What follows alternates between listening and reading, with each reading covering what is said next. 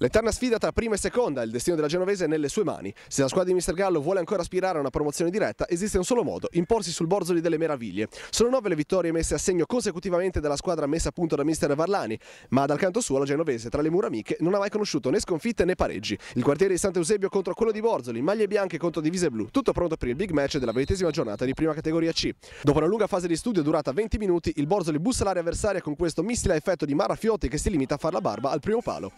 La genovese è ferita nell'orgoglio e alla prima occasione utile riesce a capitalizzare. Machiavello riceve all'estrema sinistra, crossa sul secondo palo dove nel mucchietto di divise e merengue spunta il piede di Pezzoli che con questa deviazione porta i suoi in vantaggio al 21esimo minuto. Gli uomini di Mister Gallo non mollano e poco più tardi si rendono nuovamente concreti con Parodi che mette in mezzo e Pezzoli stacca di testa. Risultanza per la doppietta è subito messa a tacere dal signor Ferretti di Genova per un presunto fuorigioco dello scoremaker. Rivediamo l'immagine a replay. Per riscattarsi i padroni di casa si portano nuovamente in avanti con Pezzoli che veste i panni dell'assisman e serve Criscuolo. La botta del bomber da posizione defilata non si fa attendere, ma Di Giorgio respinge con i piedi, nulla da fare. La tenacia della genovese è però premiata al 42esimo minuto.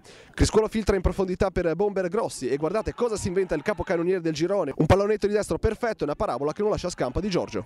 Il primo tempo si chiude sul parziale di 2-0, ma grazie all'immagine e al montaggio di Simone Maggi passiamo alla ripresa e più precisamente al 55esimo minuto con la verticalizzazione di Machiavello per Pezzoli. Il numero 7 si coordina ma la traiettoria viene sporcata da un difensore giallo-blu e la sfera sfiora l'angolino basso del palo. 2 minuti più tardi il Borzoli torna a bussare all'area avversaria e rumoreggia per un presunto fallo di Machiavello ai danni di Marafiotti. Il direttore di gara non ha dubbi e lascia proseguire e anche queste immagini passano sotto la lente della moviola di Dilettantissimo. La reazione dei locali però non si fa attendere, la sola della sinistra di Criscuolo obbliga Di Giorgio a toccare con la punta delle dita la sfera, gran bomba del numero 9.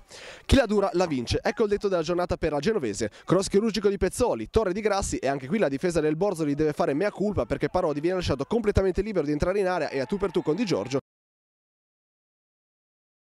Ci stiamo avvicinando al 90esimo minuto, il Borzoli va all'arrembaggio con l'appoggio di Verardo per Rucco che dal limite prova al sinistro.